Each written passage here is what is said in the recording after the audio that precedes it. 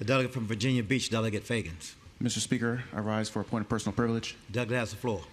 Today, Mr. Speaker, we've had the opportunity to discuss and remember many Virginia Beach individuals who have trailblazed, and I want to continue that as we talk about also in terms of Black History Month. I'd like to make sure that we're going to honor today, as we've talked about Delegate Barry Knight, we're also going to be honoring another trailblazer in Virginia Beach's history. That is firefighter Anthony Cooke, also known as Tony, and I would like to speak to that motion. Delegate has the floor. Mr. Speaker, in 1976, Tony Cooke, or as Tony as he was known, he became the first Black career firefighter in Virginia Beach Firefighter Department history. And I'd just like for everyone to kind of think about that. 1976 is when we had our first Black firefighter. That just wasn't a hiring decision, it was a turning point in Virginia Beach history. Before he even stepped foot and became a firefighter in Virginia Beach, Tony served our nation in the United States Army, including a tour in Vietnam, where he had already faced danger abroad. And when he returned home, he chose to continue serving this community as he stepped into a profession that he loved and that many serve across this nation, the profession of firefighting. But it was a profession that was still grappling with many issues, especially around integration. And we cannot tell the full story of serving as a firefighter without also acknowledging some of the broader history, especially during the civil rights movements in cities like Birmingham, where those same fire hoses that were turned to turn off fires were unfortunately sometimes used on those in civil rights movement. Inside many fire stations around this country during the time and over the past history, the integration of individuals was often met with resistance. They had separate spaces, limited advancement, and quiet hostility where those were realities that were reserved for many of the African-American firefighters.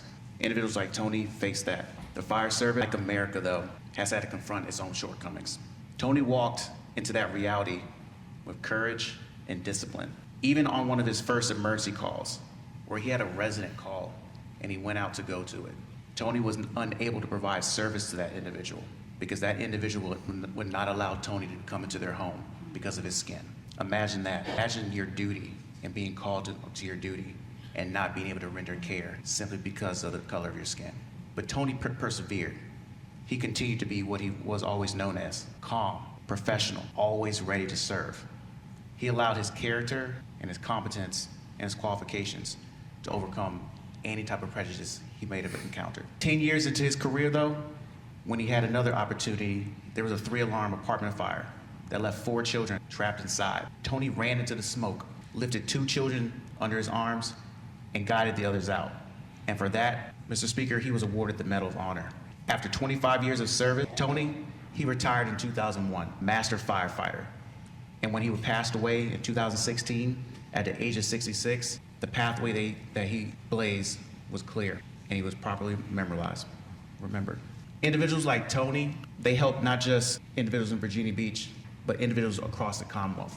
Individuals like my father, who became the first Black fire captain at Norfolk International Airport Fire Department. So, Mr. Speaker, during this Black History Month, when we're called to remember the full arc of these stories, from a time when fire hoses were unfortunately used against those fighting for civil rights, to a time when departments finally became more inclusive, that those individuals were able to be reflective of the communities that they serve. Those individuals like Tony helped to have progress, because the progress didn't happen by accident, Mr. Speaker. It happened because trailblazers like Tony were able to move forward, they were able to endure, and they were able to excel. Happy Black History Month, Mr. Speaker.